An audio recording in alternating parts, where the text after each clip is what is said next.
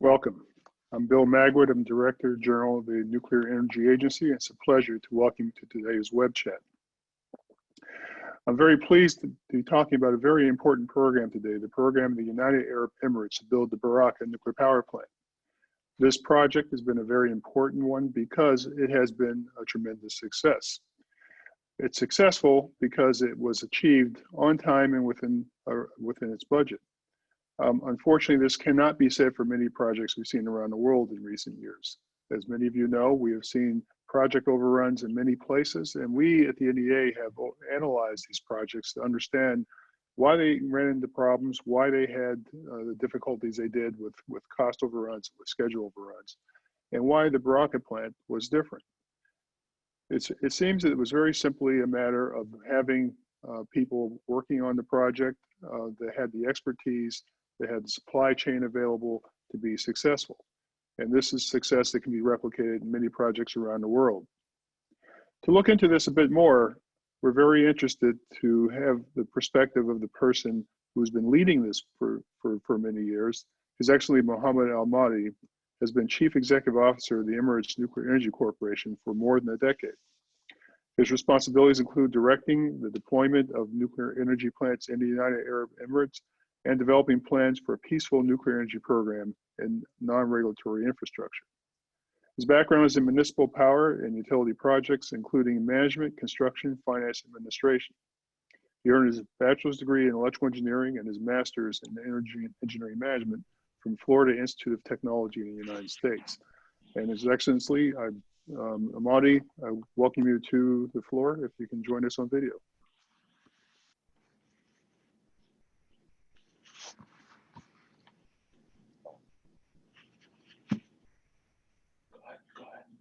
Good afternoon, or good morning. So Magwood, the video is not starting. Can we start the video, please? Should be working. Ah, there we are. Okay. Yes, we see you. Welcome. Thank you, sir, and I do appreciate being invited to this session. I would like also to welcome and thank everybody for joining us today, and I hope everybody is staying safe with the being away and safe from COVID-19. Well, certainly COVID-19 has been a big factor around the world. As you know, not only has it affected just everyday life, but it's also had a big impact on major projects around the world. And of course, we in the nuclear business have been absorbing this event and trying to make sure that everything stays stable and safe and reliable. And we've seen around the world that that's happened in the nuclear sector. What's happened in UAE? And when you look at this environment, how has UAE managed this crisis? The UAE at leadership level have taken this pandemic very seriously and early on. 6 months ago, the leadership of the nation took a very scientific and conservative approach to make sure that the right measures have been taken. And we took that upon us as an organization to make sure we protect our people first at the site and make sure COVID-19 doesn't enter the Barakah site. And we went in an immediate quarantining of the site and also a lockdown in certain areas of the site. We tested everybody to make sure that everybody is free of COVID-19. Because we started early, we managed to protect the site from COVID-19. And that goes to the leadership of the nation taking this very seriously and the conservative approach that we've learned in the nuclear industry to take things in a very conservative way to make sure we do the right process and take the right measures to protect Barakah from the COVID-19. Well, congratulations on that. Let's talk about the nuclear program. How did your country make the decision in the first place to go into the nuclear business? So Magwood, I'll take you back to 2007. The country did a very comprehensive energy mix study to evaluate what are the options available for the country to keep to make the energy portfolio of the nation secure, reliable, at the same time also carbon-free from carbon-free emissions. So that's very. We took the right measures in a very systematic approach. And renewable was also discovered as a viable option. That was more than 12 years ago. And the renewable project was kicked off. As of today, by the way, we have installed in the UAE almost 80% of the renewable energy in the GCC and around the area here. Also, we looked at the nuclear energy to make electricity. And then the government published in 2008, in April 2008, a policy paper to express how the UAE is evaluating its options of making electricity from nuclear. Then we looked at it in a very systematic approach. We looked at the safety aspects, we looked at the environmental aspect of nuclear, and it checked every box that it is a secure, reliable, and safe and clean source of energy. And that's where the country decided to proceed with the project.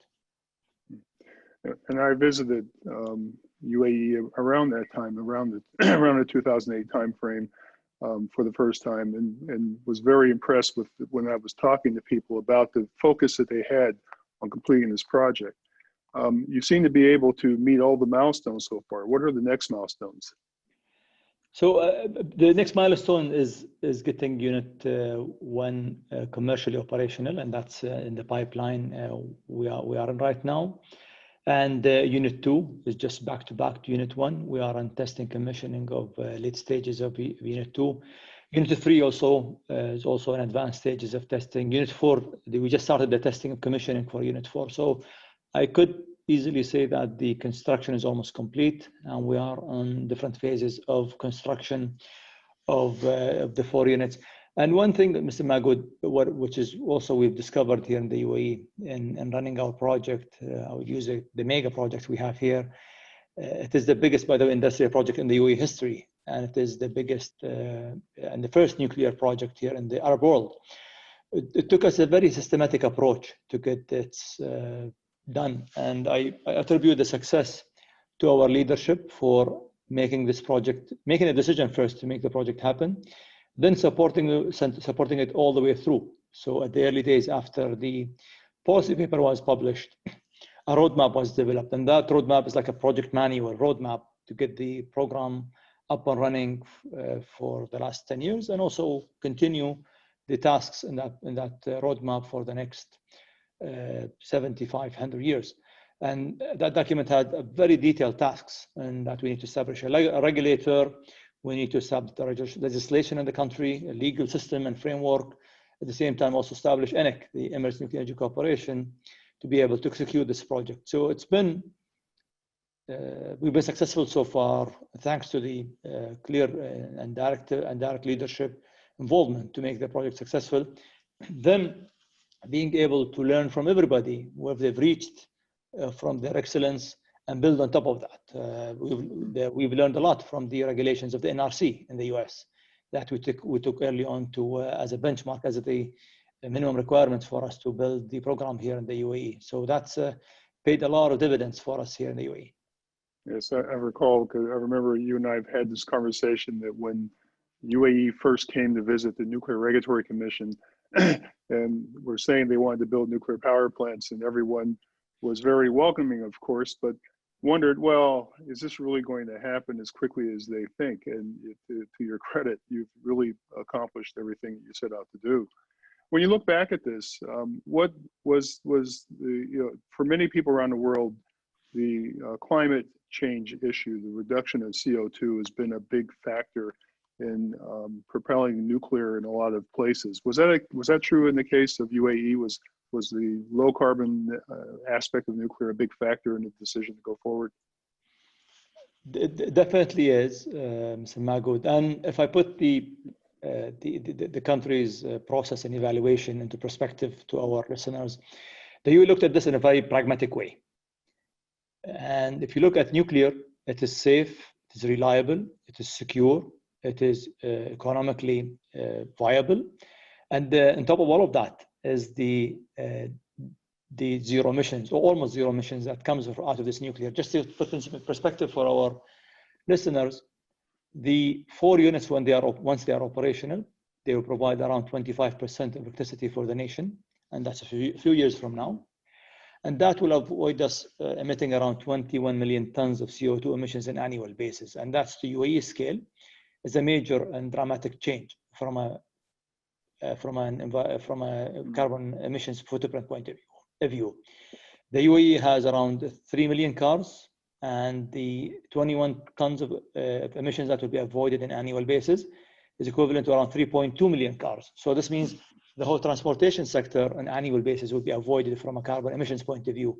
And that's a major change, and that will contribute definitely to the UAE position of being the energy mix for the UAE being cleaner and greener compared to previously. When do you think all the reactors will be completed? They will be a couple of years from now. We are now in advanced stage of completing Unit 1, and Unit 1 has been, by the way, producing electricity safely for the last now month and a half. And we are ramping up the power plant. Soon we'll be announcing the next phases of electricity generation. So I'm very proud to say that today we've been providing electrons to the grid in a safe manner. And once we finish our reliability test, which is run for 100% for a couple of weeks or a month plus actually, that will seal the commercial operation of Unit 1, and that's something which is will happen soon. Now, I know that one of the big challenges from the very beginning, and I remember having lots of conversations about this with people in your country, was developing the skills necessary to operate these facilities, oversee all the activities, to build the regulator. In terms of skills development, you do have some advantages. We were looking at some data that shows that the UAE boasts the highest performing education system in the Gulf region, according to estimates like the OECD's Program for International Student Assessment, the PISA. Some 60% of your employees are Emirati citizens. But you still have some ways to go. What is your goal for the project? Do you expect eventually to have 100% Emiratis manning these reactors, or do you think you'll always rely more on people from various countries? So Mahmoud, that's a great question, and one of the key areas of focus for us, and have been for the last 12 years now, is to develop the human capacity. And we started very, very much early in the project in 2008. We started our scholarship program we called the Energy Pioneers.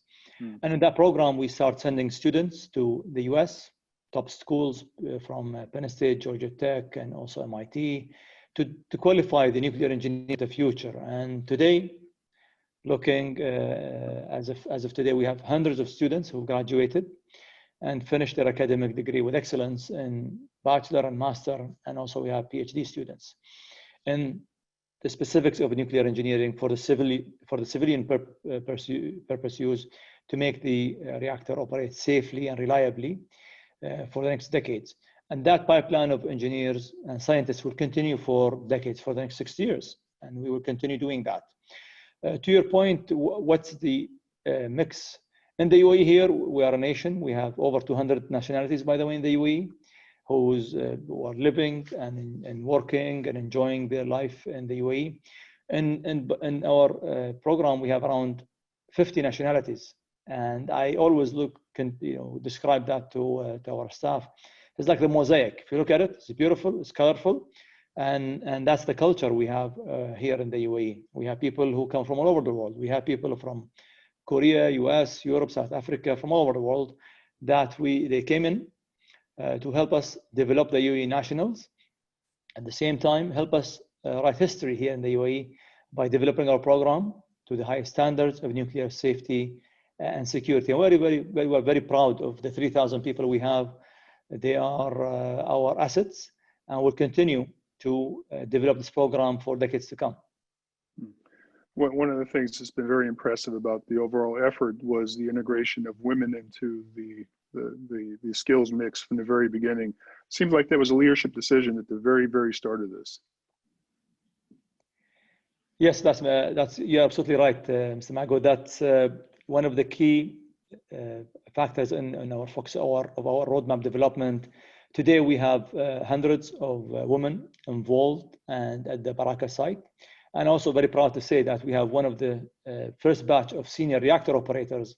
There was a woman, there's a reactor operator also, a woman, and we have engineers who are also doing now their PhDs in this science. We're very proud of them. And for them to commit and be able to go and work at site and commit to and become pioneering in this engineering field, and we are very proud of them. And some of them even went globally to learn and bring the knowledge to the UAE, and we are very proud of them.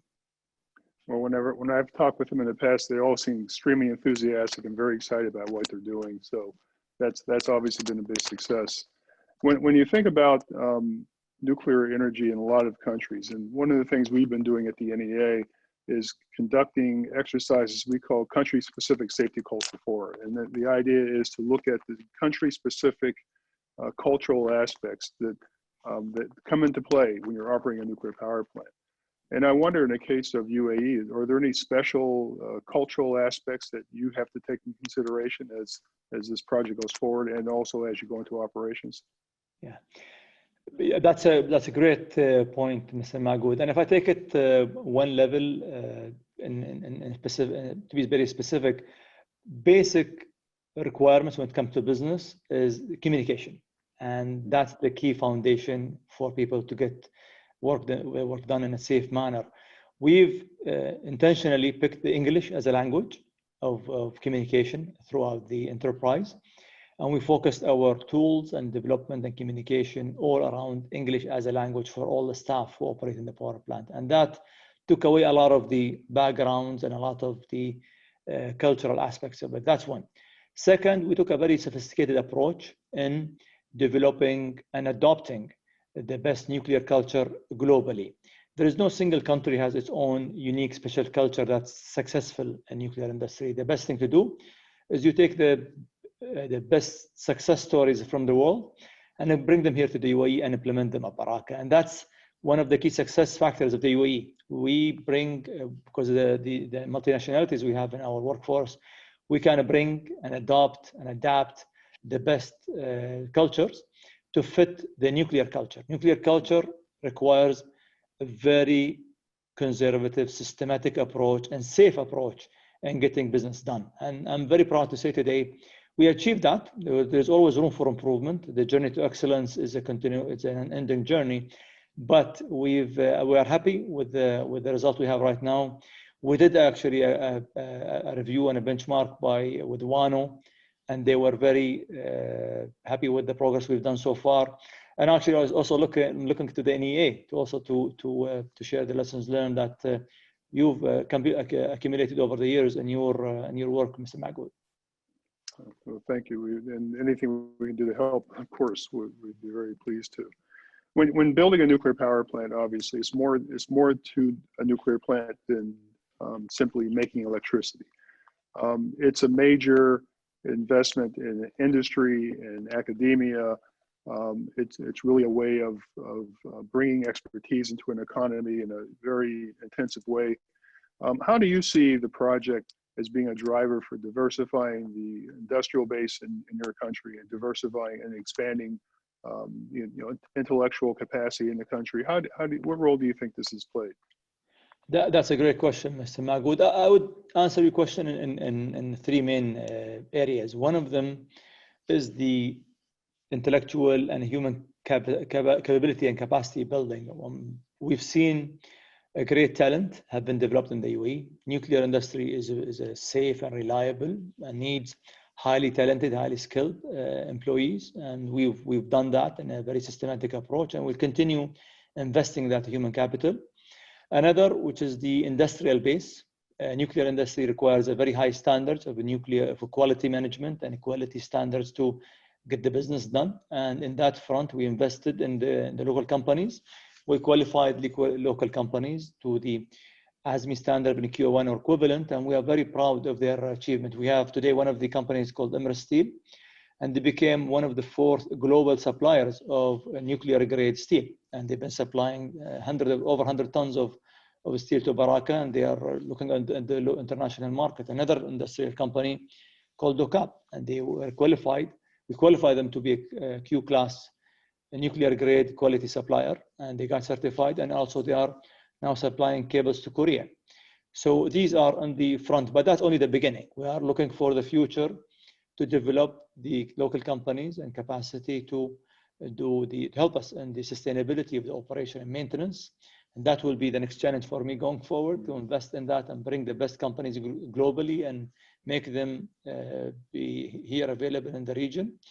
And we've done over almost like 2,000 contracts, 2,000 companies where we got them engaged in our supply chain, who got around, in total, they got around 17.5 billion dirham worth of contracts. And that's only the beginning. We are looking forward to qualify more companies and invite more companies globally so they come and work and help us in operating those power plants in a safe and reliable manner for the next 6 years. One of the things that I often ask people when they've accomplished something like this, something so complex, when you look back at the overall effort, is there something that sticks in your mind as being something that you're most proud of having accomplished within this project? Is there something, because you've been involved in this from the very beginning, what do you think is the big accomplishment that you will remember as you go forward? For me personally, and I'm sure a lot of my colleagues in the company and the enterprise, the biggest pride will be is that we've created something that will make the country energy mix cleaner, something that we can look back into, and we could say what we've created a dent in the carbon emissions globally through the UAE project. And as I said, this project will provide around 25% electricity, and the key also avoiding us emitting around 21 million tons of CO2 emissions on an annual basis. That's a major contribution to the nation, and from the nation commitment to the world, that it's also a sizable emissions avoidance, and that will also put the UAE in the forefront of nations who are taking environment seriously and making the contribution in a very realistic manner and delivering on that commitments. We have some questions that came in from the press, and I'd like to read a few to you. We have a question from Associated France Press, Mr. Ali Harasi, who wants to know when the plant work, let's see, how does he phrase this? I think we already covered this. He wants to know, okay, well, here's the question I did not ask you. He wants to know how much is all this going to cost? How much will the project cost when it's all done? So, the commerciality is a sensitive information I cannot disclose in a public setting, but I could talk about the pragmatic, structure of what we planned. So we planned 3 things: is the budget of this project, and I could assure the public that we are on budget, and we managed to do this in a very budget disciplined manner, and we are very happy with the progress we made so far. Also on schedule by benchmark. Today our project, by benchmarking with international projects, we've achieved it in a record time. And Mr. Wagood, you've been has been in this industry for a long time. To see a project from scratch developed and the time we've delivered it to, it is a quite success story compared by any benchmark globally. So on schedule, on time, on cost, and we are very proud of our achievement, and it's been done in a way that beats any benchmark. And the most important than all of that is to do this safely, and that's something which is we are very proud of. And we did take, by the way, a very comprehensive approach of reviewing everything from technology, people, readiness, even national readiness to have those power plants to be operational safely. We did all of that checks, and we checked again, and we checked third time to make sure the first reactor starts with the high standards of nuclear safety and security, and we've done that. And that's something personally for me gives me pride that we took the right measures, we took our time to do this right, and that's something will give us dividends for decades to come. Well, another question that we received was one that follows up what you just said, and that is, why did you choose the design that you chose? What were the factors that led you to selecting the Korean design?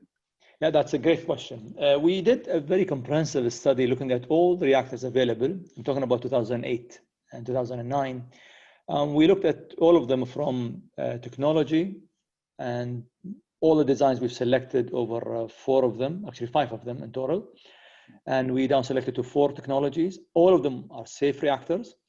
All of them, they were demonstrated that they will operate safely and will provide us a clean and reliable source of energy.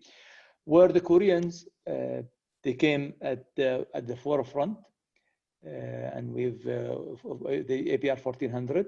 At that time, I'm talking about 2009 selection process, the Koreans have been systematically building non-stop in Korea reactors. So they're building 1 and 3rd and 4th, and they've been, the whole supply chain proved to be very efficient and very systematic, and they never stopped construction.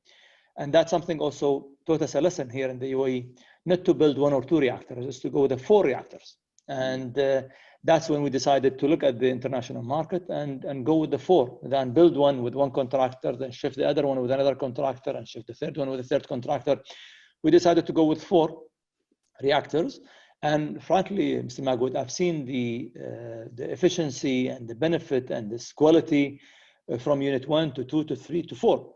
Even efficiency of labor today, the unit 1 and 2, unit 3 and 4 have been built by 50% of the workforce compared to unit 1 and 2, because the supply chain, the lessons learned, we've achieved. And same thing also applicable now to the operation.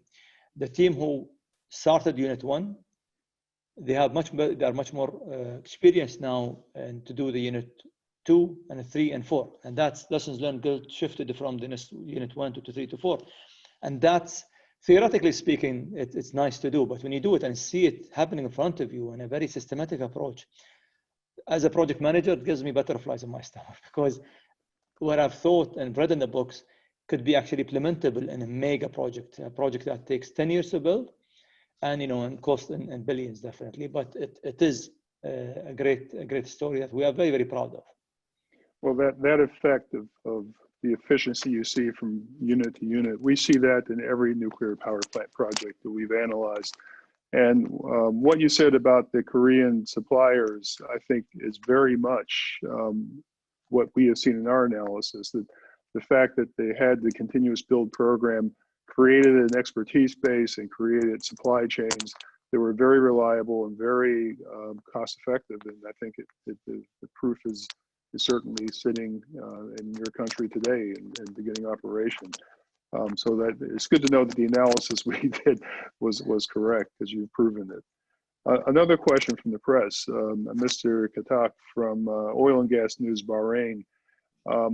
Just, I guess, is a more general question, and maybe you've answered this to some degree, but if you were to, let me phrase the question this way: if you were to receive an executive from another country in the region that wanted to build a nuclear power plant, what advice would you give? What lesson learned would you point to that he should take into consideration when making the decision? Yeah, that's a great question. I will answer it in maybe in a couple of points here. First point is to have for a country to have a clear policy, and the UAE policy, which was published 2008, April 2008, was very clear, with a clear set of goals and clear set of objectives and expectations, and the why we are building the nuclear power plants was very clear in that policy paper.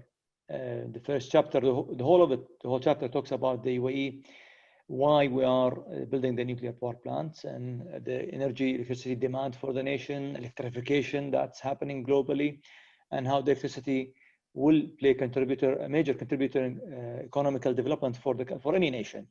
So that's a key pillar, the policy paper. Second comes the roadmap I spoke about, and you need to have a very programmatic and a systematic approach, and manage it in a very disciplined way. As you mentioned, I've been in this job for almost 12 years now, and I've seen the ups and downs in global economy, and the the crisis that happened in the world, but our project, we never stopped. We continued. Oil prices went up and down, and that continuous commitment from the leadership of the nation to make such project happen is very important. The last thing I would also add, the selection of the right technology that will de-risk delivery of schedule and time. And that's something very, very important to have in managing such complex project. And selecting, in 2009, we selected the Koreans. If you ask me today, there's also multiple suppliers that are available globally who can do the same job today. And implement that as I said, in a systematic approach. Excellent, thank you. Another press question. Actually, this isn't a press question. This comes from a regulatory authority in Zambia. And again, this is something you've already commented on, but perhaps you can give him some advice. His question is, what advice would you give in terms of building the human resources? You've touched on this a bit already. Perhaps you could elaborate a bit on what your country did to prepare for this project and build the people and build the expertise in your country you needed to be successful. Yeah, that's a great question. And the key ingredient here in this program, and that's something also I went to the IEA, by the way, in 2000, late 2007, early 2008, and I've asked the same question. I asked them what a nation could do, what do we need to do in the UAE to build this program from scratch. We don't have any nuclear capabilities here in the country. And they've introduced me to a document called the 19 areas or milestones of a nation to develop a nuclear program. And it starts with the selecting a site that you want to build the program in. And one of the key chapters there is human capital development. And when I went and delved in that human capital development chapter, I've discovered that the nuclear engineers actually, we need to run the power plant. It is less than 20% of the nuclear engineers. The rest of them are mechanical engineers. There's a lot of them. I'm an electrical engineer, so I'm always biased to electrical engineers. But there is also electrical engineers, some chemical engineers, and some other many disciplines, radiation engineers. So all those disciplines are required to build and operate the nuclear power plants. But the nuclear engineers are a small in number. So to put the capacity and the focus to develop those resources is a great initiative, and that we took it from the early days, as I said, very, very seriously. And today we have the hundreds of engineers that we are proud of them. We have good men and women that succeeded in this program, and we continue sending scholarship students. We continue have also now in the country simulators to train the engineers. Normally people would build 2, and we are building actually another 2. We have almost a total of 4 simulators to keep the pipeline, 3 in the UAE, 1 in Korea, to keep that pipeline of training and development for the young people. They're not young anymore, by the way. Some of them have been in the training for almost 7 years now. So they are in the control room today. They are part of the operation crew in the reactor, which is, we are very proud of them, have been certified by our regulator, and they've passed every test we've given them. We are very proud of them. Yeah, I'll mention, by the way, when I was a commissioner with the U.S. Nuclear Regulatory Commission, I used to complain about the fact that when I went into U.S. control rooms and nuclear power plants, that I almost never saw women in the control room. So the fact that you've got women in your control room, you're probably ahead of some U.S. plants. I'll let you know that. Another question, and this one actually, you mentioned the IAEA, the International Atomic Energy Agency, and they have a question about if you could comment, and they asked this question a couple different ways. But can you comment about the back end of the fuel cycle? What plans do you have to handle spent fuel from the plant? Yeah, great. That's a very, very important and great question. And the UAE is a very responsible nation, and in our policy paper, I could refer the reader, if they have time, to go and read the policy paper. Is available online, and there we mentioned, the UAE mentioned very clearly our intended way of how we will handle this, handle the waste management. And this is to our audience who are new to this. There is multiple ways of handling the waste. The waste is categorized in a couple of categories. The low radioactive waste, and has its special handling. The most concerning one is the high level waste, and the UAE have developed in the policy paper, a very comprehensive approach and how we will address it from a long term. When I say long term, it means for a couple of decades from now, the long-term repository. We have that plans being laid out. The government is developing its policy and strategy in detailed manner of how that will happen. And we are keeping all our options open. We are learning from all other nations who did this right, and we are on that path, in the right path across the whole government. So it's a very important aspect, because obviously this is something that the nuclear waste issue often affects public opinion about nuclear power. And that's something we didn't really touch on. And so maybe you could give us a little bit of view on that. How do people in your country see the project? What do they think about it? So the UAE public have been very supportive of the UNIFI program, and we did a very open and transparent. So one of our policy paper principle, the policy paper I talked about with 2008, is full transparency. So everything we do in this program, we are fully transparent. Our regulator constantly publish all their guidelines or regulations. Actually, the regulations goes in a public review process where anybody in the public could review the regulations. Any issues or challenges, we immediately log them and communicate them to the public. We've been very, very open and transparent with the public, because this is part of our principles. And part of the lessons learned, we've learned from the other nations who did this right, that you have to be very transparent with the public. We do conduct almost regularly, on a regular basis, an open public forums to public. We put in the newspaper, we also go through the digital platforms, open platforms where I sit and explain the progress and the challenges and how we've achieved them in a very systematic and very transparent manner. And this has been a major contributor. And some of the lessons learned also that we've learned, there is sometimes misinformation or misconceptions, not in a scientific basis. People do not understand the science behind it.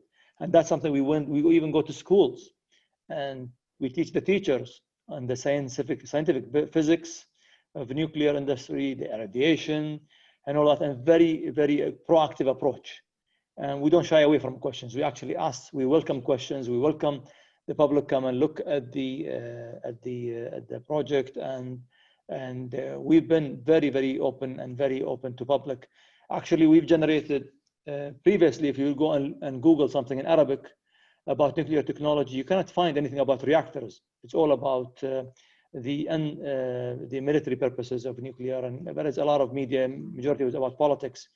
But we started writing down and translating the science in Arabic to the Arabic audience about the civilian use of nuclear power plants and how nuclear power plants operates and the benefits of nuclear industry. That was not there before, and I'm really glad we did that. We did fill a void of lack of information, which is today I'm very proud. And even our colleagues in Jordan and other countries, every time I see them, they are very thankful to us, because we've put that in public and we shared it on open platforms for other people to read and use. Another IEA question, which is kind of interesting. I think they expect great things of you because they want to know what comes next. What's the future look like? Do you think you'll go beyond 4 reactors? Do you think you'll look at new technologies like small modular reactors at some point in the future? That must seem like a long way away from you right now. One thing I've learned in nuclear industry, nothing is far away, especially with time, Mr. Magoud. I know when I signed up I was given this job in 2008, I looked down the horizon and I looked at 2018 and 20. That felt very far away. And I can tell you, these felt like weeks and months than actually years, because such program needs a long-term commitment and needs a lot of hard work and dedication and perseverance to get this job done to the highest standards of nuclear safety and security. And today, we've designed Barakah for 8 units, by the way. So the water intake, the water discharge is all designed for more than 4 units. The government decision, whenever we decide to go beyond the 4, that always dependent on the energy strategy. The government does every 10 years a comprehensive review of the energy policy. And then in the UAE today, we have the gas as energy source, we have renewable as energy source, we have nuclear as energy source, we have a basket portfolio of energy mix. And that gives the government also the options to pick which one that the government want to support more. And I assure you that the government is interested to support nuclear technology for decades to come. Also interested to support the renewable and other sources of energy. One thing I've learned being an electrical engineer is that you cannot go with one single solution for an energy mix. You have to have a diversified, balanced portfolio or a basket of energies to make electricity in a secure and reliable and safe manner and a clean manner. And nuclear will continue to provide a base load 24/7 for 18 months, providing safe, clean, and reliable energy for the nation for the next 6 years. And we are very proud to see that happening. We are also looking at the future of SMR and also advancement of our current reactors to make them efficient and sustainable and reliable for decades to come.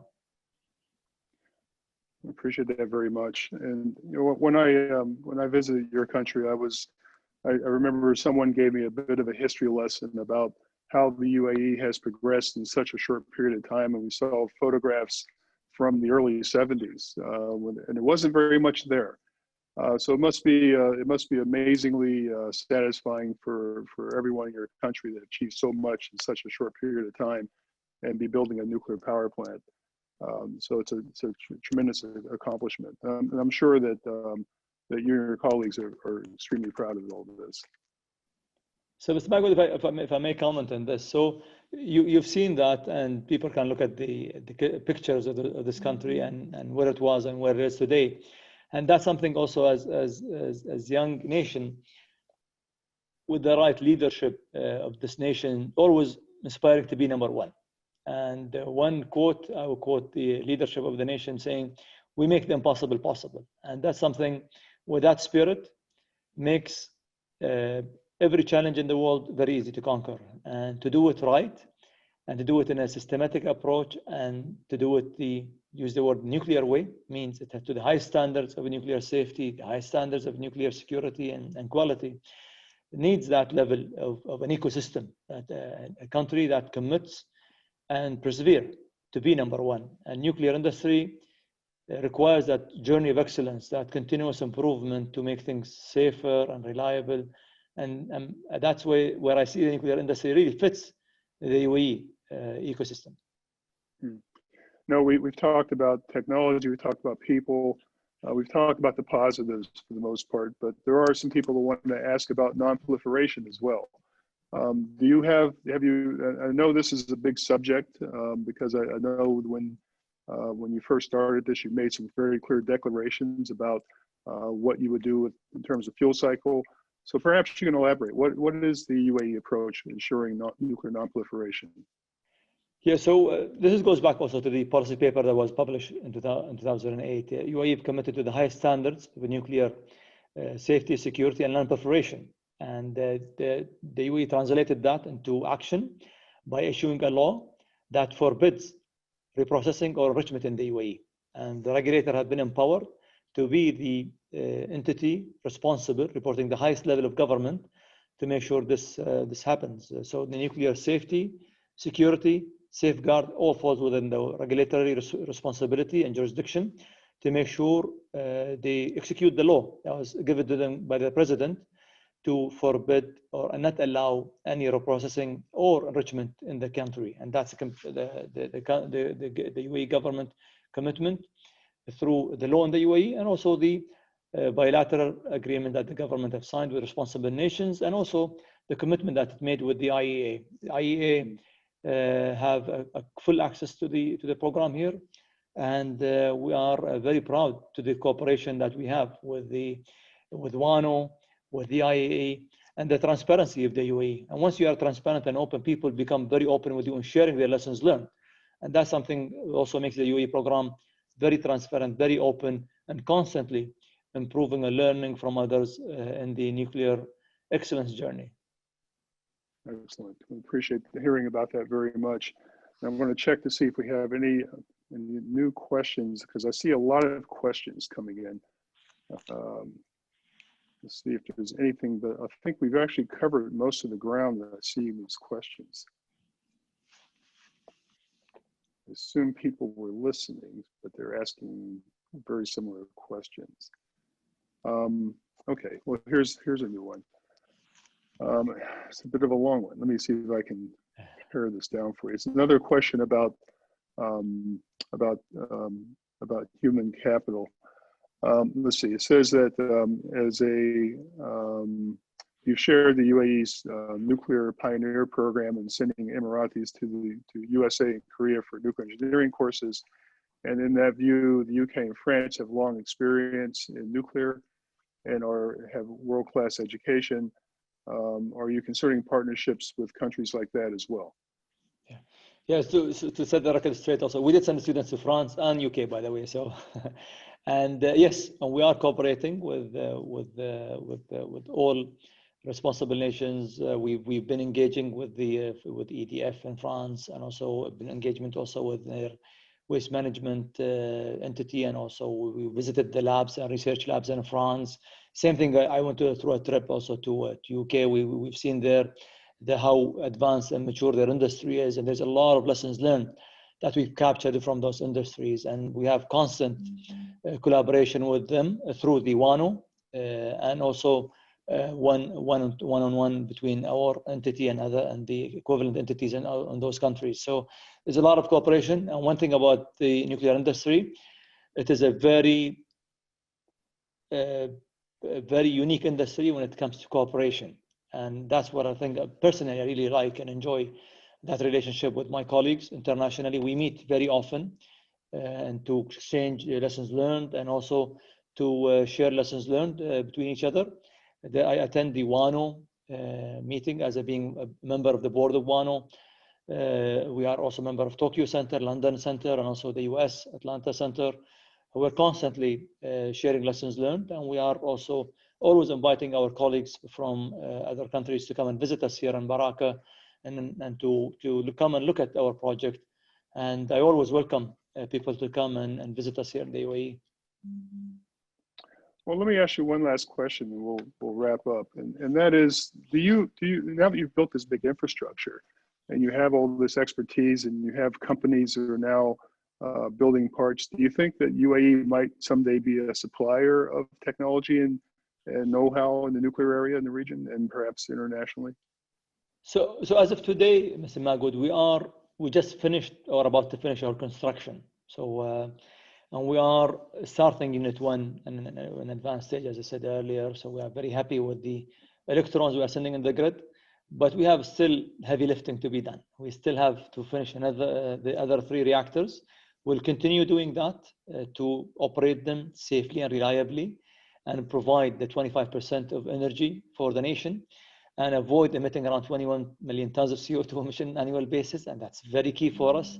And we do cooperate, and we do look forward to help other nations who are interested to do this for civilian purposes. We are very interested to help other nations. We are in very close cooperation with through the IEA to share our lessons learned. If I can take you back into history, in 2008, when we went and asked the IEA, whom shall we look at as another nation to learn from? And they gave us examples of Korea and US market and other countries. Today, if you go and you ask the IEA which country you need to go and evaluate as a new starting nation to be able to use nuclear technology to make electricity, they will direct it to UAE. And that gives me a personal and also my team here and colleagues pride that we are becoming the role model for others. And that's something we don't take it lightly. We take it as a responsibility and accountability to educate and also share our lessons learned with others. One thing also I would like to mention, Mr. Magwood, we did not touch, unfortunately, in our discussion, but we structured this business in a very commercial also way. What I mean by that, we did structure it. We did structure the whole joint venture with our partner, the Koreans, KEPCO, Korea Electric Power Company, with ENEC, and we did make this deal, this project, a bankable deal. Means this power plants have been financed by also private banks, by the way. So previously, if you go and tell somebody that to go and finance a nuclear project, it says, no, it takes forever, it takes a long time to deliver, and it is not bankable, means cannot be financed by banks. Today, we prove that to be wrong. We prove that that's doable. We prove that such a nuclear project could be financed by private banks and also executed in a systematic way. And our success today paved the way and success for more reactors to be built in the world. There is over 30 reactors being built in the world now, majority of it in China, and the Chinese are commissioning 1 or 2 reactors a year. There's reactors being built in France, US, and other nations, India and others, and also Korea. And to make it a bankable deal that you can bring private banks, you could do it many other places for countries who cannot finance such projects. So put things in perspective, our success story here in the UAE, we are very proud of it that we developed human capital that's very sophisticated and very highly talented with highly intellect, that they will help the country in developing in the nuclear program and also in the space program and many other programs. We've managed to do this in a systematic approach that we build it in a very safe and reliable manner, and we are very proud of that. And also we managed to do this in a commercially viable way, which is, as I said, making it a bankable project, which is generating new opportunities globally. Well, thank you for adding that. That's a very important part of this overall success story. And we greatly appreciate you coming and spend time with us on this today. And again, I think for those who are not familiar with the history of the UAE, to go find some history books and look at those photographs of 30 or 50 years ago and see how much has happened. It's really a remarkable story. It's something I think just as all humankind should be quite proud of, to see that kind of progress. So congratulations to you and to all your colleagues in UAE. And we certainly look forward here at the NEA to working with you as you go forward. So again, sir, thank you very much for joining us. Thank you, Mr. Magwood. Thank you all for listening. Please stay safe, and thank you. Thank you again. You also. And I thank all of you for participating in this web chat today. We will have more web chats coming over the coming months. The next one will be a celebration of the 20th anniversary of the International School of Nuclear Law, which will take place on August 1st in 2020 at 1 p.m. Paris time. Until then, I will hand this back over to the powerful disembodied voice. Thanks to all of you for participating and to our 2 speakers. For more updates and news, we also encourage you to follow us on social media. The NEA is on Facebook, Twitter, and LinkedIn. Thank you, and goodbye for now. Thank you. Thank you.